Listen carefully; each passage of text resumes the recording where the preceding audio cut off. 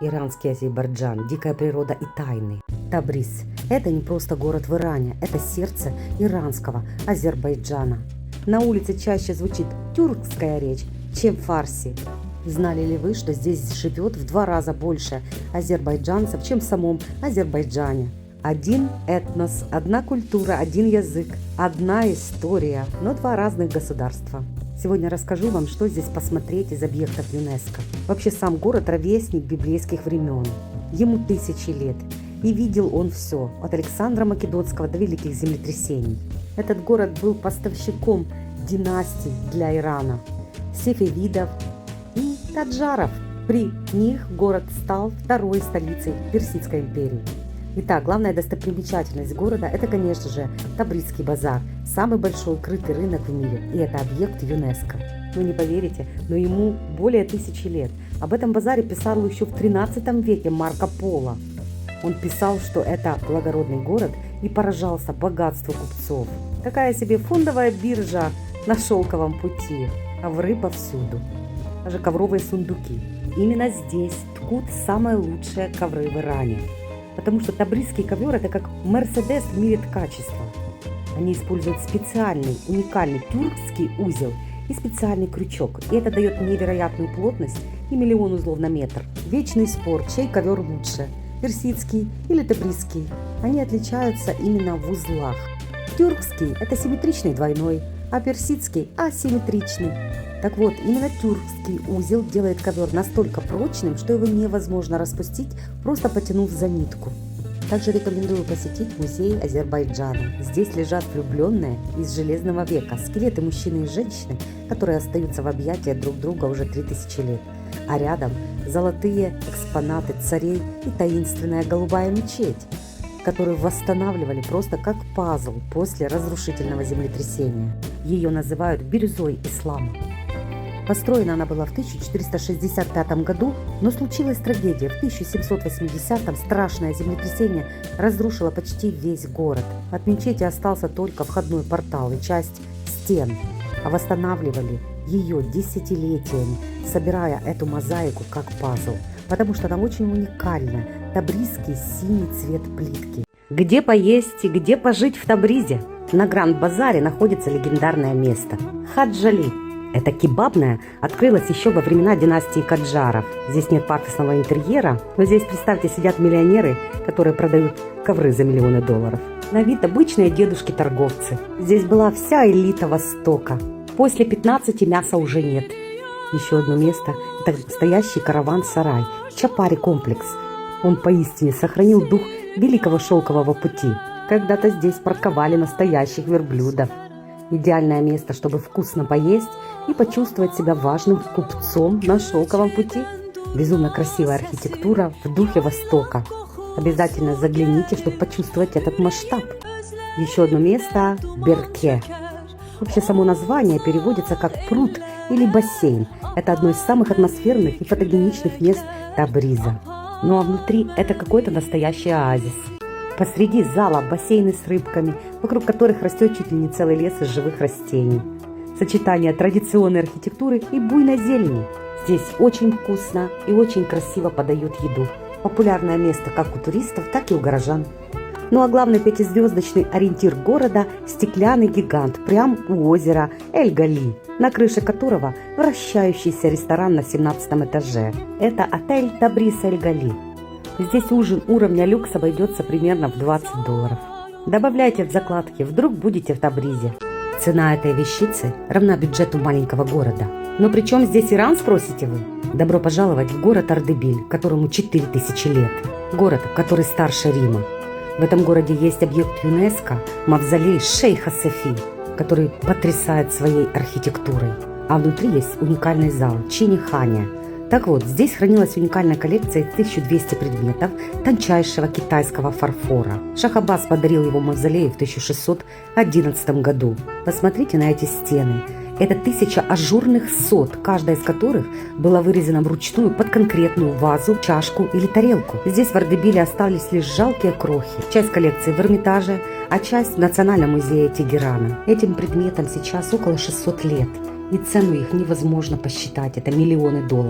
Но это не самая большая потеря. Именно в этом зале должен лежать ковер ковров. Ардебильский ковер. Мона Лиза в мире текстиля. Он создан в 1539 году. Его реальная цена на сегодня, учитывая его идеальное состояние и подпись мастера, составляет 200-300 миллионов. Это самый дорогой предмет прикладного искусства в истории. 25 миллионов узлов. Если бы человек ткал его в одиночку, ему бы понадобилось 200 лет. Этот ковер сейчас хранится в Лондоне, в музее Виктории и Альберта. А выглядит так, будто соткан вчера. Ну так а что же осталось в Ардебиле? А здесь, ребята, осталось главное. В этом мавзолее покоится человек, который в 14 лет совершил невозможное. Во-первых, он объединил Персию, сделал шиизм государственной верой, вернул величие империи сефевидов и по факту создал облик современного Ирана. Это шах Исмаил I.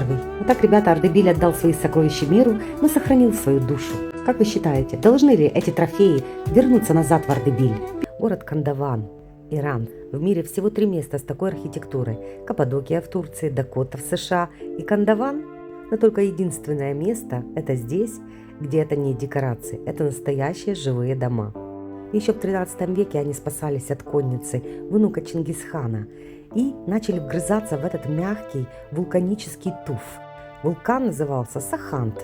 Эти термитники стали их крепостью. Толщина стен 3 метра. Идеальный климат-контроль. Плюс 20 внутри и в мороз и в зной. Только здесь вы увидите металлопластиковые окна, вырезанные в скалу 13 века. А внутри дорогие персидские ковры ручной работы. Кстати, сюда люди едут не только посмотреть на удивительную архитектуру, но и за минеральными источниками. Местная вода – это бальнеологическое чудо, которое без операций дробит камни в почках. Вода очень лечебная. С виду такое диковатое место, но здесь есть, например, отель Лалех Кандаван. Вы можете принять ванну с гидромассажем прямо внутри этого вулканического конуса. Выглядит все очень эстетично. А из крана течет та самая минеральная вода. В Каппадокии вы будете сидеть на балкончике с чаем, а здесь вы будете идти по улице, а навстречу будут нести барашка или мешок муки. Ну а если проголодаетесь, здесь тоже есть что попробовать. Кафе называется Тигрун Кандаван. И здесь, кстати, отличная эстетика. Совсем не горная, обычная, красивая кафешка. Обязательно попробуйте шафрановый чай с видом на долину. Хотели пожить бы в таком диком алмазе Ирана? Я вам расскажу сегодня очень интересную историю. Город Урмия, Иран, провинция Восточный Азербайджан. Здесь находится церковь Святой Марии. Ей 2000 лет. Внимание, она вторая по древности в мире после Вифлеемской. Именно здесь персидские волхвы первыми увидели Вифлеемскую звезду. Именно отсюда они повезли свои дары младенцу Иисусу. Никто не знает, а что же было потом. А потом они вернулись назад и превратили этот зороастрийский храм огня в первое в мире святилище Христа. Знаете, в чем парадокс? Христианство тогда еще не существовало, а этот храм уже стоял. Они прожили свою жизнь здесь, в Урмии, и были похоронены. Но в IV веке святая царица Елена перевезла их останки в Стамбул. И только в 1164 году эти останки попали в Германию, в город Кёльн. Это место стало настолько паломническим, что пришлось строить новый собор, который мы сейчас видим. Гигантский Кёльнский собор. В саркофаге из полтонны чистого золота хранятся мощи 3 иранских парней. Ну а в церкви Марии до сих пор молитва звучит на ассирийском, диалект арамейского, тот самый язык, на котором Иисус говорил с учениками. Весь мир считает уже его мертвым языком, но в этих стенах он живет до сих пор. Вот так, ребята, мы ищем ответы в книгах, а они замурованы в этих камнях. Почему этот иранский след так тщательно стирают из истории, не знаю. Но теперь, когда вы все знаете, секрет иранского кода да Винчи, как вы смотрите на мир? Знали ли вы об этом? Природа и тайны. Топ-7 мест, о которых не расскажут в путеводителях. Начнем с загадки возрастом в 3000 лет. Шехер-Ери. 500 каменных воинов с мечами, но без ртов. Все молчат, кроме одной женской фигуры. У нее рот прорисован четко. Матриархат, которому 3000 лет. Это место всего лишь в часе езды от Ардебиля. Еще одно чудо, первый в мире изогнутый стеклянный мост 30 километров от Ардебиля. Высота 80 метров. А технически это тонна закаленного стекла над пропастью. Испытание для тех, кто уверен в своих нервах. Ну а в дополнение еще парк развлечений. Катание на велосипедах над пропастью и тарзанка. Еще одно чудо. Трасса Тебриз-Ахар. Ребята, это не фотошоп, это горы Аладаглар. Они из плотной спрессованной глины с оксидами металлов. Как вам? Но если горы это Марс, то озеро Урмия это триллер. Оно исчезает, превращаясь в соляную пустыню, а летом вода здесь становится кроваво-красной. По легенде говорят, что это кровь Лилит, первой жены Адама. Вы вообще слышали, что она жила именно здесь? И что у него было две жены? Но это место чистая мистика. Его называют тюрьма Соломона. Гора, идеальный полый конус высотой 100 метров. Ученые говорят, что это работа вулкана. Но посмотрите на эти стены. Они выглядят слишком идеально для природы. По легенде, царь Соломон заточал здесь непокорных джиннов. Если заглянуть вовнутрь, становится жутковато. Ну и финал. Город Сарейн. Город, где лечит сама земля и вода. Здесь горячие источники до 48 градусов. После этих процедур нужно обязательно съесть тарелку ашедуга, знаменитого кефирного супа, вкус которого вы не забудете никогда. Его варят в огромных чанах и подают на каждом углу. Ну и рядом с Сарейном длинный подвесной пешеходный мост, самый длинный на Ближнем Востоке. Мешгин-Шехр. И его длина 365 метров по одному дню в году. Ребята, какое место зацепило вас больше всего?